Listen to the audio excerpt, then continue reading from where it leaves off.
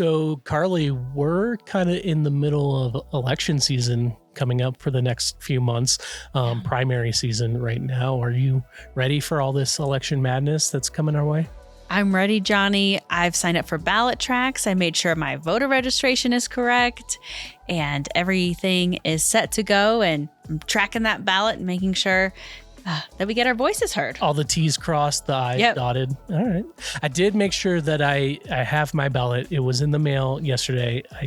To be honest, I don't really check my mail that much. I don't either. But I got the notification that it was sent out. So I do have my ballot for the primary, and then we'll have the election obviously in November as well. But I'm in Arapahoe County. What we're talking about today is Jefferson County.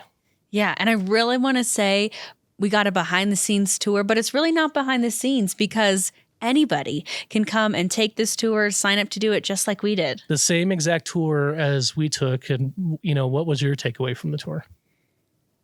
What I took away is really just the links that they go to make sure everything is secure. Of course, you have to sign up. When you get in there to the elections division building, you have to check in. You get a badge. You get escorted through. All the cameras all the hallways are videotaped and everything is just recorded and secure. And of course, locked up. Only you can get in if you have a badge or you're an election worker. So there's definitely a lot of precautions that are taken to make sure that only those who are supposed to access the areas can. Yeah. And I think my biggest takeaway was that the people that take the tour seem so much more reassured after they've taken the tour and the integrity of how they do elections here in Jefferson County. Plus, Hal is really cool. Totally. We'll get into more about Hal, but it's the ballot sorting machine that is super fast and it's so fast. Very cool. Yeah. Hal from 2001: A Space Odyssey. So it's the machines that are taking over. No, but I do love how, and we talked to Sarah McAfee from the clerk and recorder's office just about how they are transparent, how they want to be as transparent and show the integrity of the election in Jefferson County as much as possible, and how they're kind of a model for not only statewide, but nationwide. And it was cool while we were on the tour, one stop on the tour out by the ballot box, someone drove up and actually turned in their ballot to the ballot box. And so we all cheered for them. That was a cool moment. Thank you for voting. Whoever that was, if you saw us, say hi in the comments. And, we appreciate you voting early. So, and you should as well, because you'll get off those, texts and calls. Yeah, I didn't know that was that's a good incentive. Yeah, so get your ballots in, and why don't we get started? Here's our conversation with Sarah McAfee. Welcome into the Engage Jeffco podcast. Our guest today is Sarah McAfee, the Chief Communications and Engagement Officer with the Jefferson County Clerk and Recorder's Office. I know it's a busy time, so thank you so much for sitting down with us. We love election time. Really excited to be here. Thanks for giving us the chance to talk about something we're really passionate about. We just took a tour, an election tour that anybody in the public can take.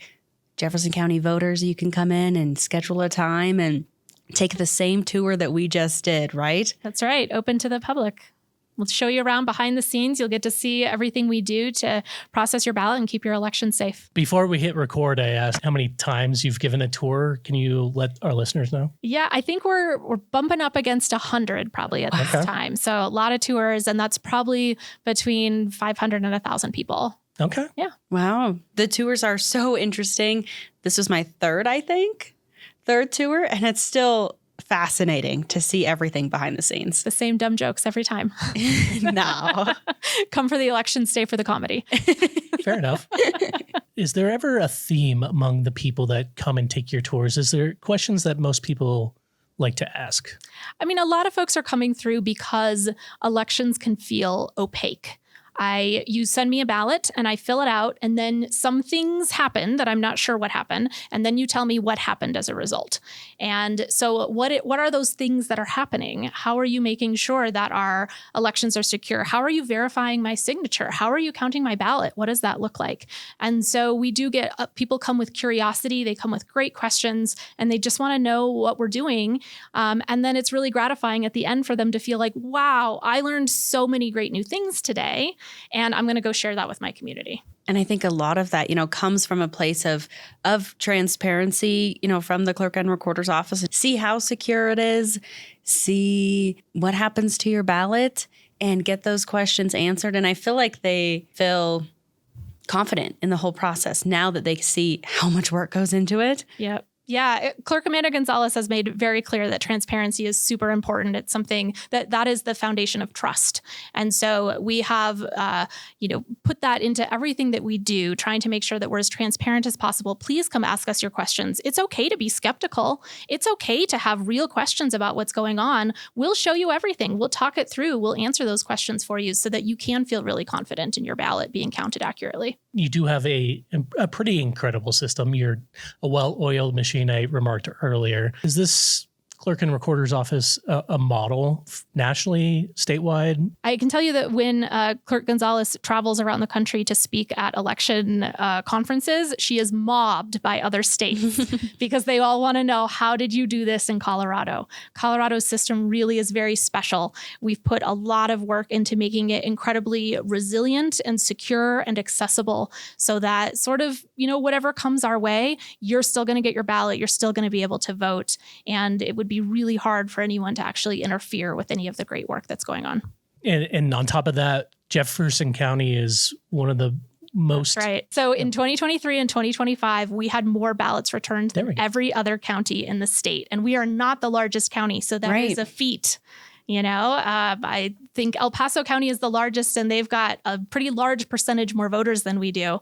And we still ended up with more ballots returned than them, and Denver and Arapahoe, the other counties that are larger. So we feel really proud about that. And we always do. We just have good turnout generally in every election. I had a bunch of questions on the tour, and I saved them all up for this moment right now. And you were talking about maybe some of the precautions that you guys have to take. Mm-hmm.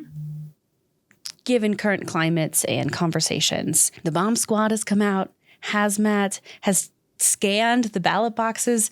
Tell me a little bit about just the ballot box itself and how secure they are. Yeah, sure. Those ballot boxes are super secure. They are made out of very heavy steel. They are bolted into the ground. They're not going anywhere unless a snowplow backs over them. Oh, no. Hint, hint, facilities management, we love you.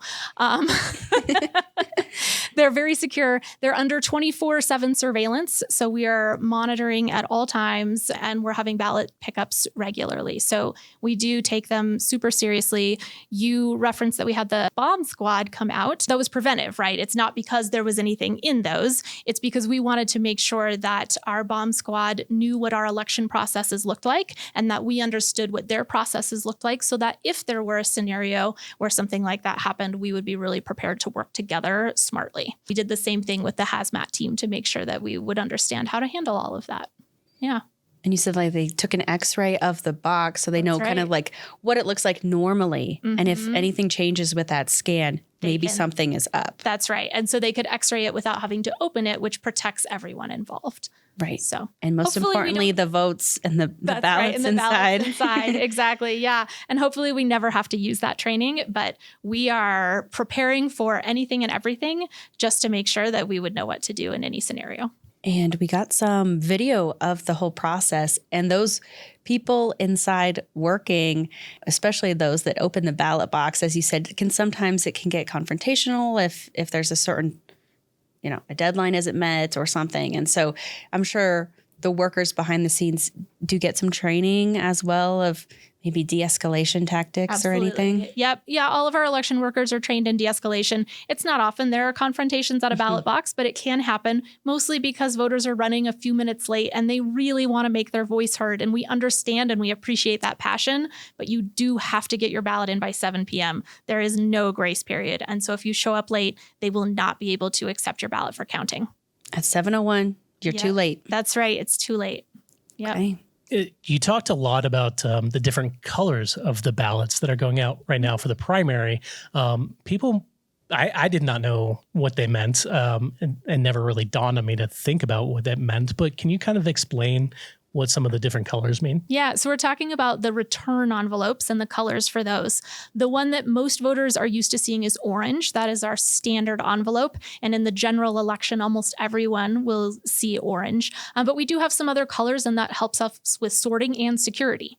So the other color that's really common in a primary election is purple, and that is for our unaffiliated voters. And the reason that unaffiliated voters are getting purple or a different color than the affiliated voters is because they're getting 2 ballots in that envelope, but you're only allowed to return 1. So when those purple envelopes come back in, we need to make sure that there's only 1 ballot in there. We have some other colors. We use black for our military and overseas voters. We use teal for replacement ballots. If something happens and you need to get a new ballot, you can do that. Go to any of our vote centers. We'll issue you a new one.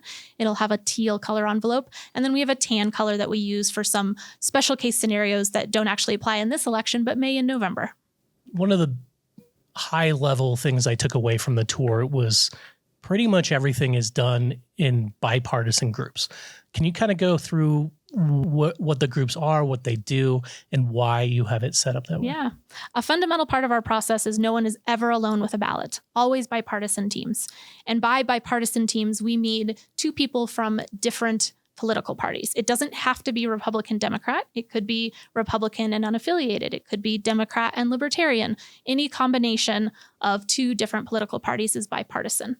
Then we have many different jobs that our election workers do. For this election, we're hiring between 300 and 350 different election workers, and they all have different roles. Some of those roles are going out to ballot boxes to pick up ballots. Some of those are working in our processing center, receiving the ballots when they come in, helping sort them and getting them ready for counting. We have signature verification judges. We have judges that are working in our tabulation room that are feeding the ballots through the counting machines.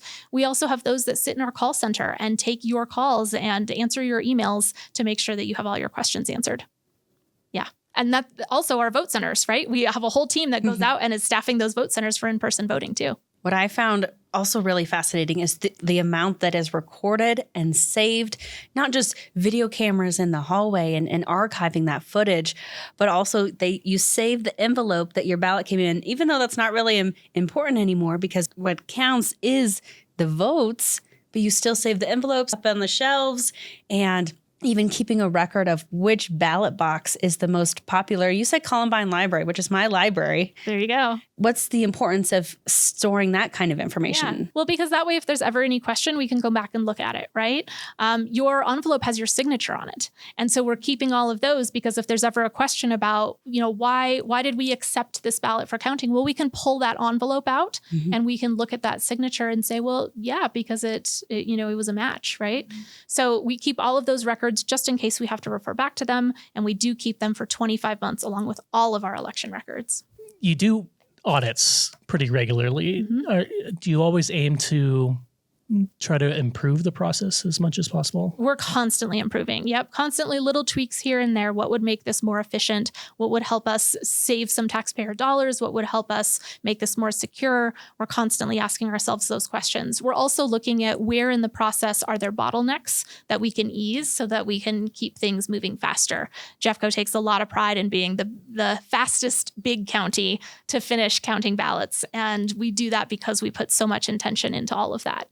In 2024, we were able to return $2 million to the general fund through our efficiency savings and modernization that Clerk Gonzalez spearheaded to make sure that, we were being as fiscally careful as possible.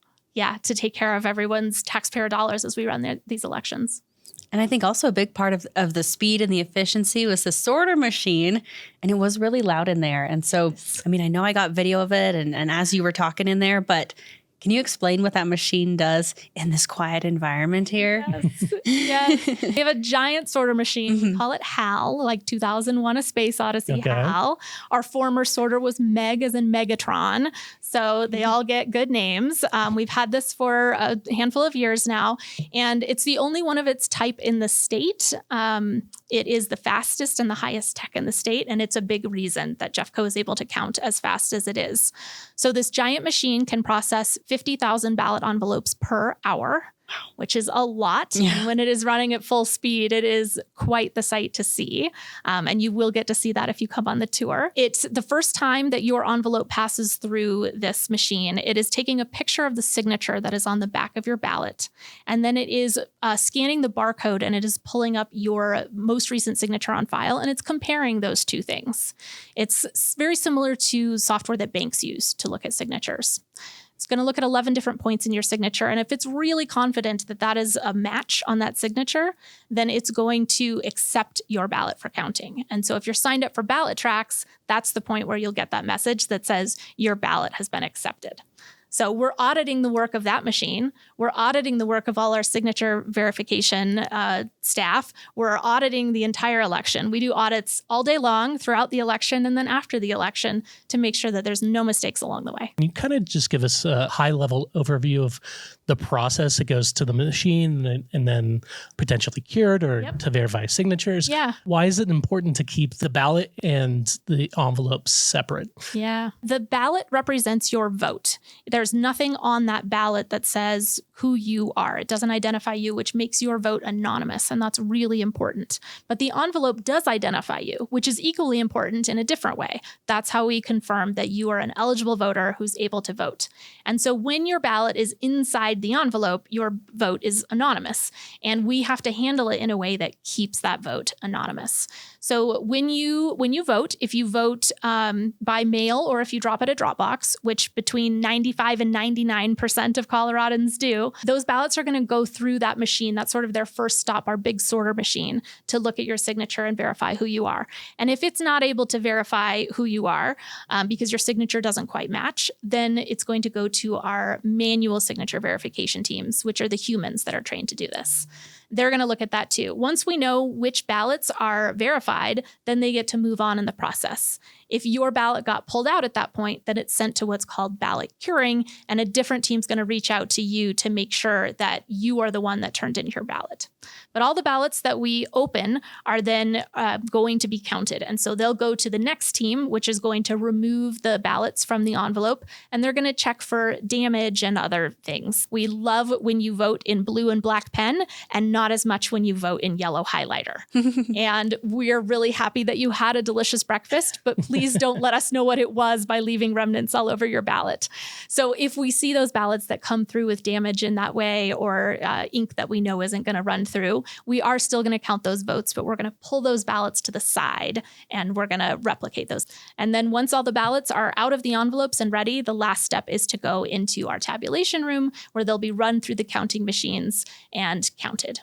The only maybe possible exception to this would be overseas and military ballots, because the way that they send them in is a little bit different than voting in Colorado. Yeah, so military and overseas voters have a few different ways that they can vote. They can send their envelope back, which is great. And then it just goes in the mix with everything else. But they can also vote by email or by fax. They have some other options. And so when we get ballots in that way, then those ballots go to the same replication team that is working on the yellow highlighter and the jam ballots. And they're going to replicate those onto clean ballots so that they get put right into the mix and then counted just like everyone else's. But there is that extra handling step ahead of time. There's an interesting question in the group during the tour, and they asked, who can be an election judge? And so, of course, you can come take the tour and see the process for yourself and just learn about it. You can also participate in the process. That's right. And there was a young student in there, and there was... we did get Marilyn on camera. And in fact, my dear friend Marilyn here. Hi, guys. Welcome. We saw her, and she has been doing it for a long time. Very long time, yes. Marilyn is in her 90s. I have permission to tell people that. Otherwise, I would never reveal a lady's age. Of course.